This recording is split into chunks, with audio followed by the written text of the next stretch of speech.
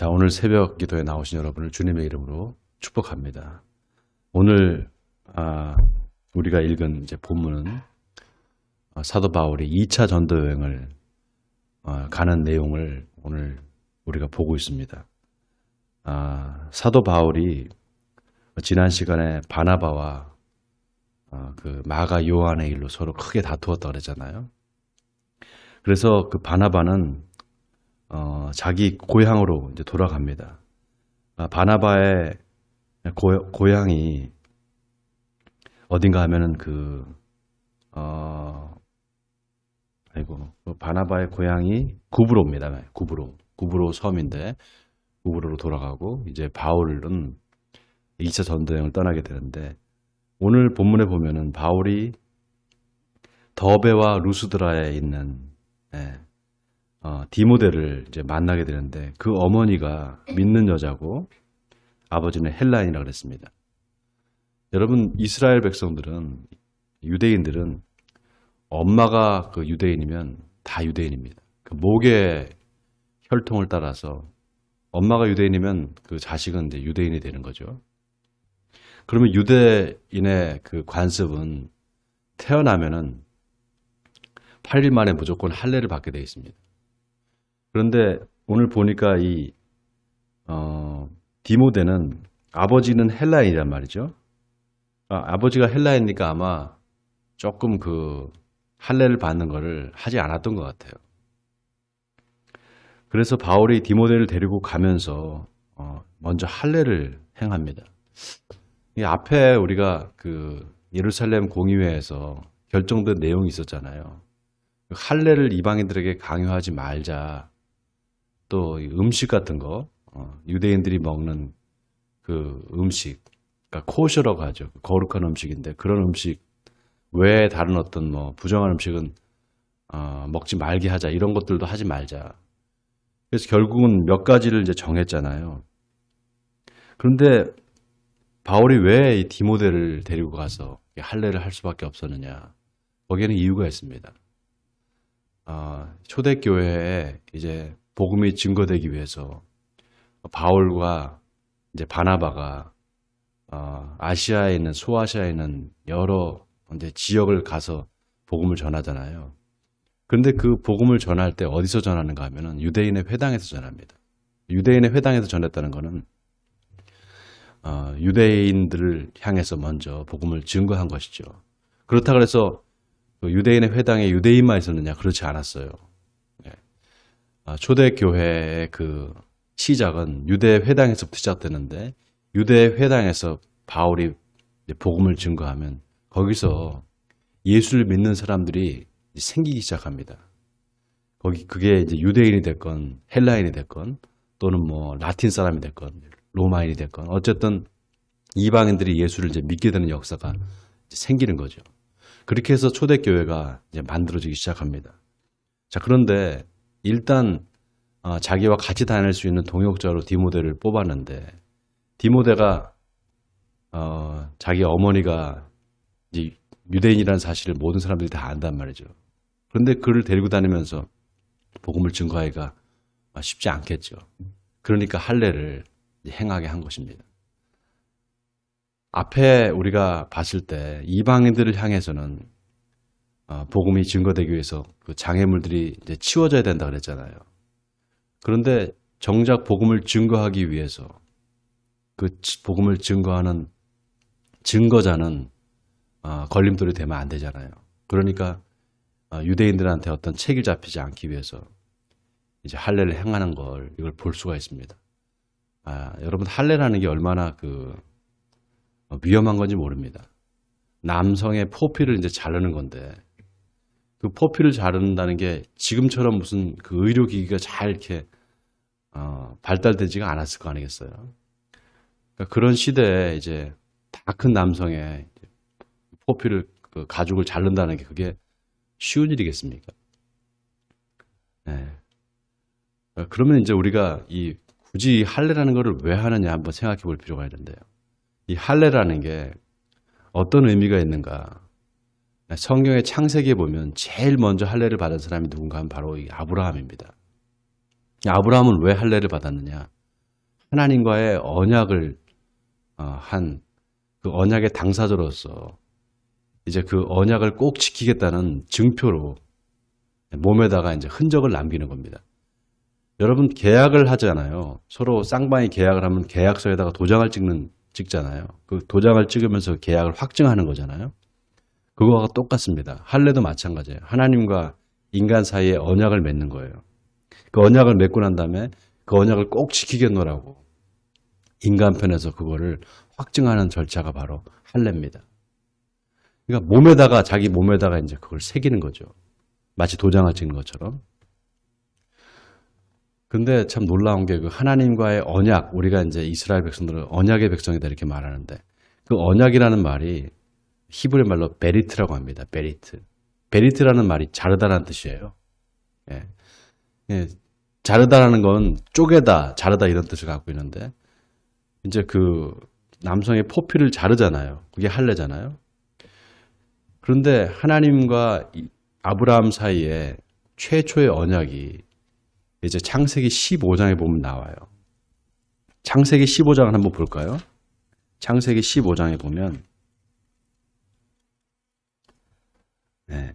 창세기 15장에 보면 하나님께서 아브라함을 부르십니다. 창세기 15장 1절 보세요. 이후에 여호와의 말씀이 환상 중에 아브라함에게 임하여 이르시되 아브라함아 두려워하지 말라 나는 내 방패요 너의 지극히 큰 상급이라. 그러면서 이제 하나님께서 아브라함한테 뭐라고 말씀하시는가 하면은 이제 3년 된 암소와 3년 된 암염소와 3년 된 순양과 산비둘기와 집비둘기 새끼를 가져오라 그럽니다. 그러고서는 그거를 반으로 쪼개라 그래요. 이제 베리트 하라는 거죠. 자르라는 거죠. 쪼개라고 한 다음에 그 다음에 하나님께서 그 불 가운데로 지나가셔요. 불 가운데로 지나가십니다. 그게 하나님과 아브라함의 언약식이에요. 이게 왜 어떤 의미를 가느냐? 이렇게 하나님과의 언약을 어길 때는 만약에 어길 때는 그렇게 이 짐승들과 같이 쪼개질 거다 이런 의미를 가지고 있습니다.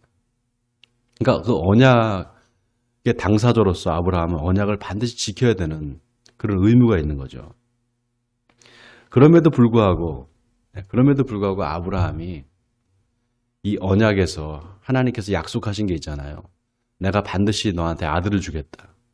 바로 사라를 통해서 이제 이삭을 주겠다는 거잖아요. 근데 그 약속을 하나님의 약속을 믿지 않습니다. 그래서 16장에 보면 바로 뭐가 나오느냐면 이제 하갈이 이스마엘을 낳는 그 내용이 나와요. 그러고 난 다음에 이제 하나님께서 다시 나타나셔서 이제 아브라함에게 할례를 명하세요. 그때는 언젠가 하면은 바로 아브라함과 그다음에 이제 이스마엘, 그다음에 이삭. 이삭이 태어난 이후에 그다음에 이 셋을 그러니까 아브라함과 이삭과 이스마엘 이 세 명이 같이 할례를 받습니다. 그 내용이 어디 나오는가? 25절에 나온다고요?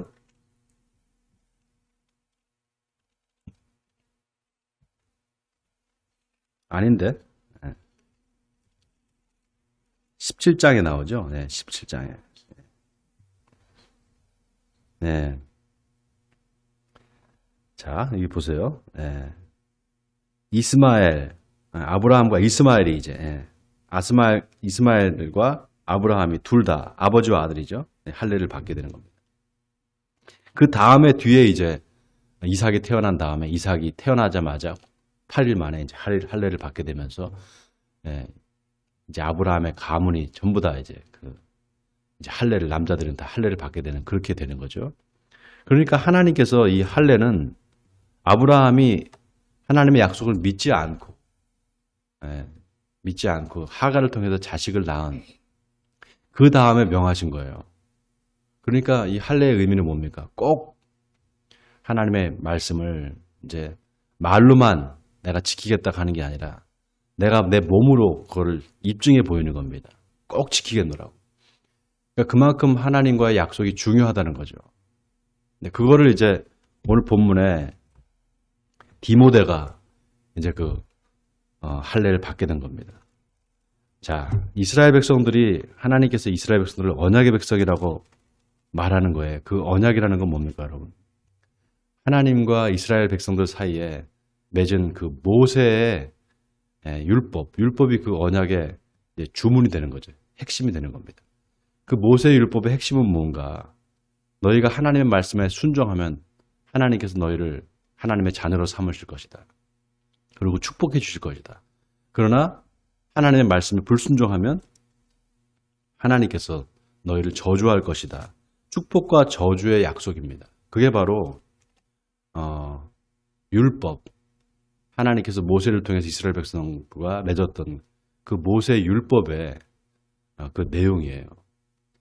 그러니까 그 율법을 지키지 않았을 때 하나님께 저주를 받는 것. 이거는 뭡니까? 율법을 지키지 않았을 때 저주를 받는다. 이거는 어떻게 보면은 너무나 그 율법에 짐을 씌워서 사람들이 힘들게 할 수 있잖아요. 여러분 생각해 보세요. 율법을 다 지킬 수 있는 사람이 있을까요? 율법을 다 지킬 수 있는 사람이 없어요. 하나님께서 이스라엘 백성들의 율법을 준 이유는 그거를 다 지켜서 다 지켜야만 하나님의 자녀가 된다. 이게 아니었습니다. 원래 본질은. 하나님께서 율법을 주신 이유는 그 율법을 통해서 너희가 죄인이라는 사실을 깨달으라는 거예요. 그래서 그 율법이 어떻게 됩니까? 나중에 모세의 율법은 결국은 폐기가 됩니다. 왜냐? 지킬 수 없기 때문에. 그래서 어떻게 율법이 바뀌는가 하면은 원래 그 모세의 율법이 행위의 율법이라면 예수님과 맺은 새로운 언약이 있습니다. 새로운 율법이 있어요. 바로 은혜의 언약입니다. 은혜의 율법이에요. 그거를 이제 사도 바울이 뭐라고 말합니까? 사도 바울이 율법의 행위로서 구원받을 사람이 없고 오직 믿음으로 구원받는다. 오직 은혜로 구원받는다는 그 유명한 말을 이제 하게 되는 겁니다. 자, 오늘 본문에 이 할례에 대한 이야기가 나오는데 여러분 오늘 이 본문이 뭘 말하고 있습니까? 16장에 여러분 보세요. 4절을 보십시오. 여러 성으로 다녀갈 때 예루살렘에 있는 사도와 장로들이 작정한 규례를 그들에게 주어 지키게 하니 이에 여러 교회가 믿음이 더 굳건해지고 수가 날마다 늘어가니라.